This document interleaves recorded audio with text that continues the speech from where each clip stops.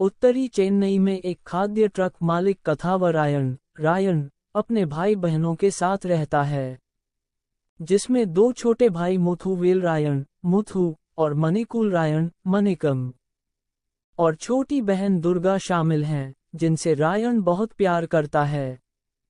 बचपन से ही रायन अपने भाई बहनों की देखभाल कर रहा है, क्योंकि उनके माता पिता कभी वापस नहीं लौटे। मणिकम एक कॉलेज छात्र है, जबकि मुथु एक गुस्सैल शराबी है जो मेघलाई से प्यार करता है। दुरई और सेथु इलाके के प्रतिद्वंद्वी गैंगस्टर हैं, जो दुरई द्वारा सेथु के पिता की हत्या के बाद एक दूसरे से दुश्मनी करते हैं।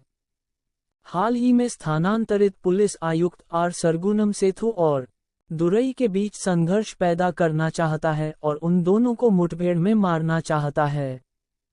एक दिन सरगुनम को पता चलता है कि दुरई का बेटा एक बार में है और उसे मारने के लिए एक गुंडे को किराए पर लेता है। मुथु, जो बार में भी मौजूद था, उसके साथ लड़ाई में उलझने के बाद उसे मार देता है। हालांकि ज्यादातर लोग मानते हैं कि सेथु ने दुरई के बेटे को मार डाला। दुरई को मुथु के बारे में पता चल जाता है और वह रायन से मुथु को 24 घंटे के भीतर सौंपने के लिए कहता है। हालांकि रायन, मुथु और मणिकम दुरई और उसके गिरोह को मार देते हैं।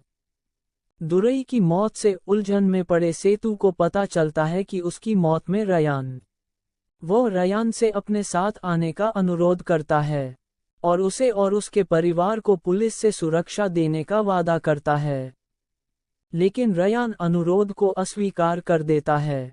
सेतु ने रयान को धमकाना शुरू कर दिया, जिसने बदले में सेतु को भी अपने अंदाज में धमकाना शुरू कर दिया। सेतु ने रयान की हत्या करने की कोशिश की, लेकिन वह अपने गुर्गों को मारने में कामयाब हो गया। उस समय रयान एक सरकारी कर्मचारी के साथ दुर्गा की शादी की योजना बनाता है और लगभग 5 लाख रुपये के खर्च की जिम्मेदारी लेता है, जिससे उसे पैसों की सख्त जरूरत होती है। दूल्हे का परिवार दहेज मांगता है, जिसके लिए रायन अपना होटल बेचने और अपनी पूरी बैंक बचत दूल्हे के परिवार को सौंपने के लिए सहमत हो जाता है। रायन मुथु की बेरोजगारी की आलोचना करता है, जिसके कारण वह सेतु के गिरोह में शामिल हो जाता है। रायन दुर्गा की शादी से पहले सेतु को मारने की योजना बनाता है, जहां वह सेतु की दूसरी पत्नी अन्नम के घर में प्रवेश करता है।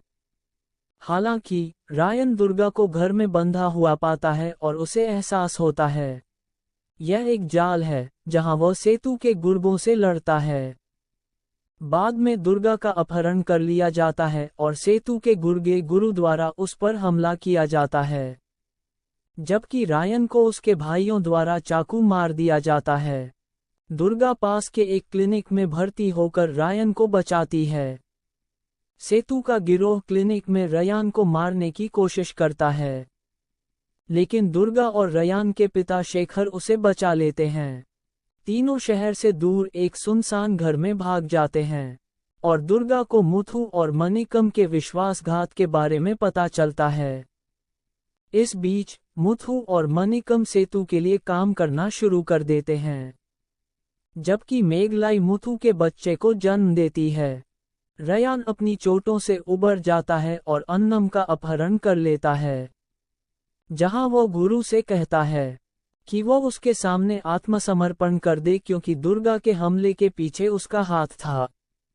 सेतु मान जाता है और गुरु दुर्गा के हाथों मारा जाता है। मुथु और मणिकम रायन और दुर्गा के साथ चीजों को सुधारना चाहते हैं, जहां वे शेखर से रायन के साथ बैठक की व्यवस्था करने और दया की याचना करने का अनुरोध करते हैं। सेतु इस अवसर का उपयोग शेखर से रायन के ठिकाने का खुलासा करने के लिए करता है, लेकिन वह मना कर देता है और सेतु उसे मार देता है। ये सब देखकर सरगुनम ने समझौता करने के लिए रायन और सेतु को बुलाया और गुप्त रूप से उन्हें मारने की योजना बनाए।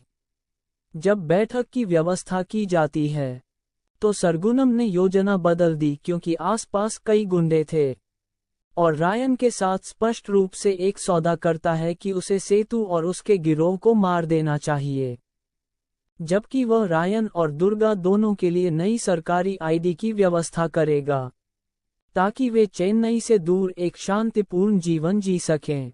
भोगी समारोह के दौरान दुर्गा ने रायन को धोखा देने के लिए मणिकम को चाकू मार दिया।